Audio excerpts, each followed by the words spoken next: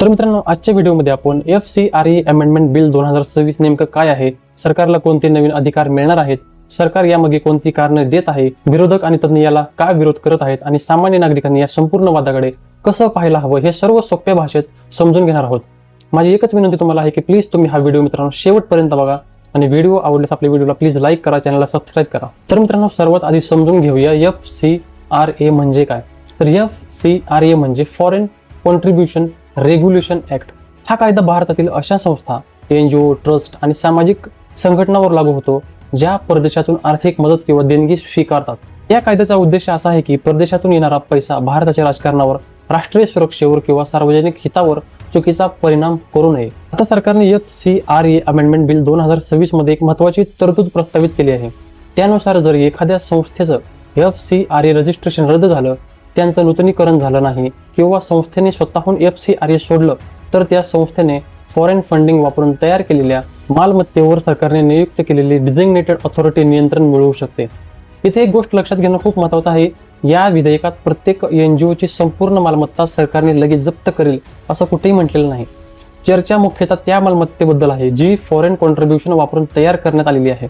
त्यामुळे सोशल मीडियावर फिरणारे सरकार सर्व NGO ची मालमत्ता जप्त करणार असे दावे पूर्णपणे अचूक नाहीत. सरकारचं म्हणणं आहे की अनेकदा फॉरेन फंडिंगचा योग्य वापर झाला की नाही, निधीचा गैरवापर झाला का, किंवा संस्थेचं रजिस्ट्रेशन संपल्यानंतर त्या मालमत्तेचं काय होणार याबाबत स्पष्टता नव्हती.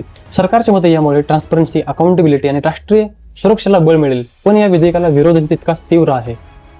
अनेक सामाजिक संस्था, कायदेतज्ञ आणि नागरी हक्कासाठी काम करणाऱ्या संघटनांचं म्हणणं आहे की या बदलामुळे सरकारकडे खूप मोठे अधिकार जातील. जर एखाद्या NGOचं रजिस्ट्रेशन रद्द झालं तर तिच्या फॉरेन फंडिंग मधून उभारलेल्या मालमत्तेवर सरकारचा ताबा येण्याची शक्यता वाढेल.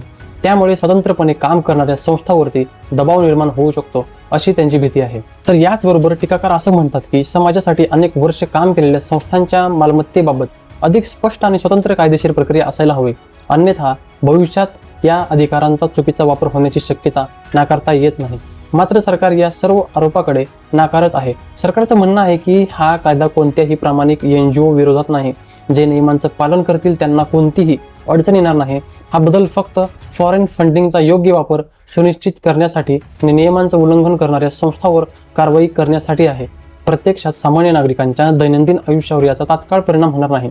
मात्र शिक्षण, आरोग्य, पर्यावरण, महिला सक्षमीकरण, बालकल्याण किंवा ग्रामीण विकास यासारख्या क्षेत्रात काम करणाऱ्या आणि फॉरेन फंडिंग घेणाऱ्या संस्थांसाठी हा बदल अत्यंत महत्त्वाचा ठरू शकतो. त्यामुळे भविष्यात अशा संस्थांच्या कामकाजावर आणि आर्थिक व्यवस्थापनावर याचा मोठा परिणाम दिसू शकतो. आता हे विधेयक संसदेत पुढे कसं जातं, त्यामध्ये काही बदल होतात का, विरोधक कोणते मुद्दे मांडतात आणि अंतिम कायदा नेमका कसा तयार होतो, याकडे संपूर्ण देशाचं लक्ष लागलेलं आहे. तर मित्रांनो, तुम्हाला काय वाटतं, फॉरेन फंडिंगवर अधिक कठोर नियंत्रण असणं गरजेचं आहे का, की या विधेयकामुळे NGOच्या स्वातंत्र्यावर परिणाम होऊ शकतो? तुमचं मत कमेंटमध्ये नक्की सांगा. जर तुम्हाला हा व्हिडिओ माहितीपूर्ण वाटला असेल तर व्हिडिओला लाईक करा, शेअर करा आणि अशाच तथ्यपूर्ण विश्लेषणात्मक व्हिडिओसाठी आपल्या चॅनलला सबस्क्राईब करायला विसरू नका. धन्यवाद. जय हिंद, जय भारत, जय महाराष्ट्र.